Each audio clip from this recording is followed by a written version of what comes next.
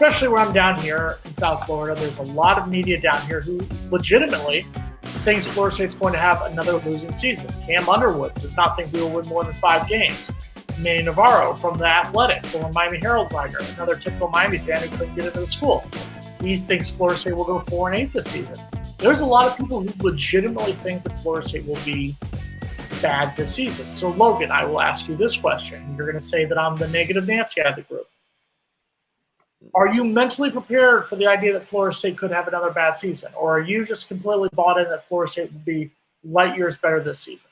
I think the strength of the schedule is not easy. That's the number one thing. It's not going to be easy whatsoever. I need to see improvements on a lot of things, and mainly it's the mentality. I want to see a team being played. I want to see leaders kind of show out. I don't think we're going to see a fall off on that unless something dramatic would have to happen. You'd have to see maybe you don't have two quarterbacks at the helm. Something's going on health wise. I think right now Florida State is in a really good spot. Continuity is really building right now across this whole team. The players, staff have all been talking about it. You're able to see it at the practices when reporters are there. There's a bonding that's happening, and it's going to take a little bit longer too to continue. And there's a big difference between an off season and during a season.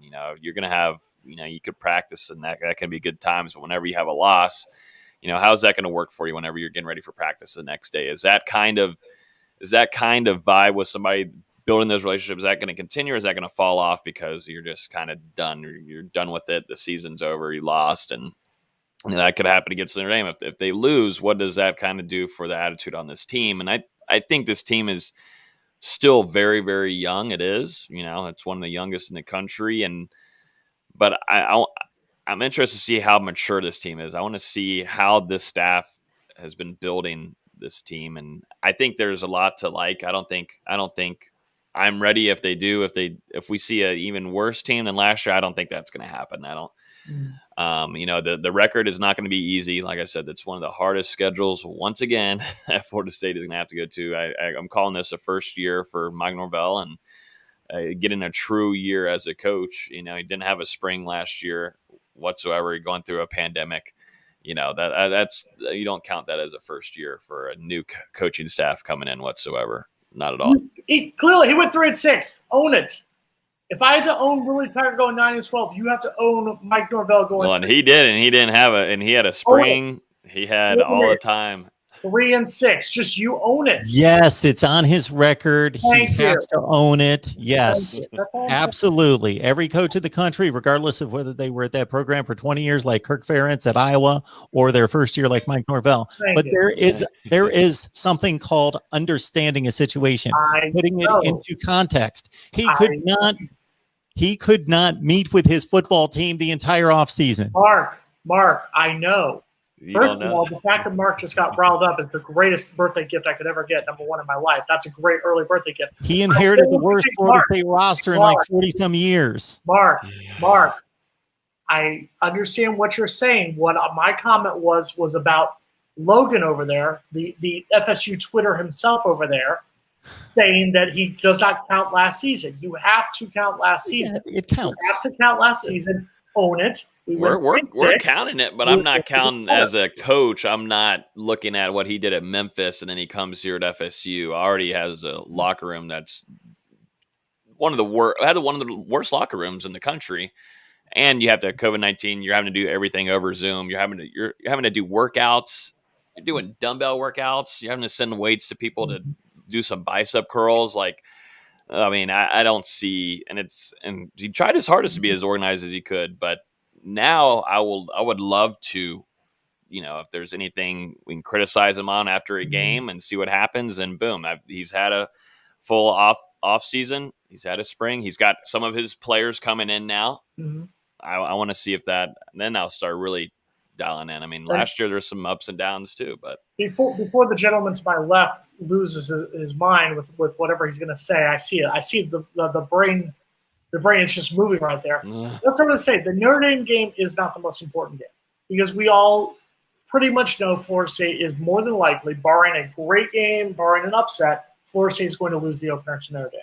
Florida State will beat Jacksonville State in the second game. I'm comfortable enough saying Florida State will enter the Wake Forest game 1-1. That's why I've said months ago, and I will say it again right now.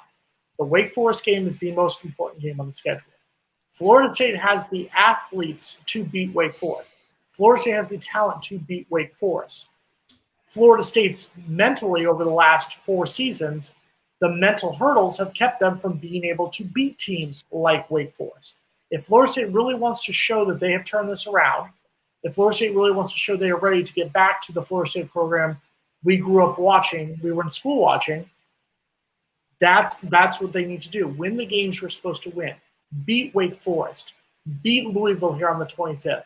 Beat Syracuse on October 2nd. Go into that North Carolina game at best 4-1. If that happens, you could start to say Florida State is starting to turn the corner. If Florida State goes into that North Carolina game 2-3, maybe 3-2, I'd probably say 2-3. If they go into that North Carolina game with a losing record, we are in deep you know what. Florida State has to go into that North Carolina game with a winning record. 3-2 or better, minimum. Yeah. All right. One more time, Jason. One more time. I'm going to say this very briefly. You're a new head football coach. Uh-huh.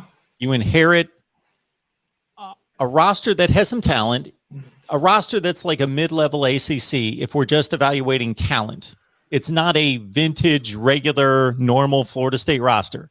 It's arguably the worst Florida State roster since Bobby Bowden stepped on campus.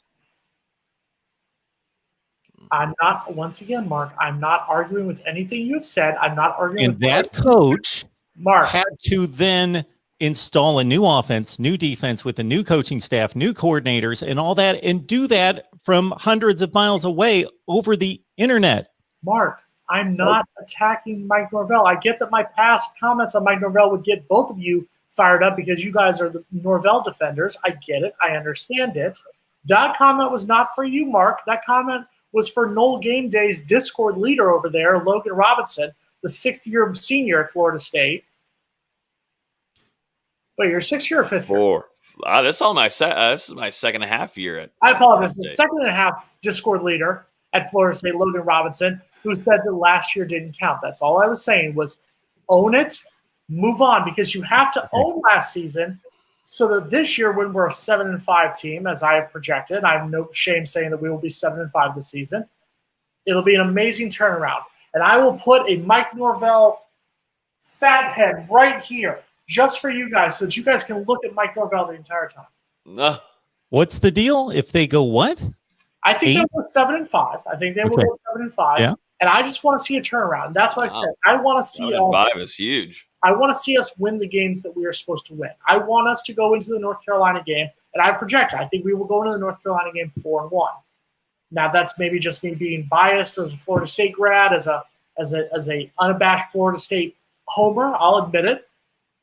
But I think that's what we need to show that we can turn these things around. You need to go into that Clemson game. The last 5 games of that regular season, you have to have at least 5 wins because you have to think that maybe you beat Boston College, maybe you beat Florida to get a 6th win. I've predicted that I think we'll beat both of them and we'll be fine at that point. But you have to go into that Clemson game at the worst 5-2 to guarantee yourself a 500 season because those last 5 games are brutal. And it's not just Clemson. It's not just Miami. It's not just Florida on the road. I'm sorry. I don't trust this team against NC State.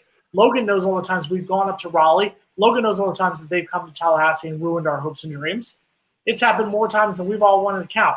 That's a game that scares me because that's a game that if you look at our talent, we're probably just as talented of a team as NC State. Sure. It's the mental hurdles of the past years. That's what's killed us.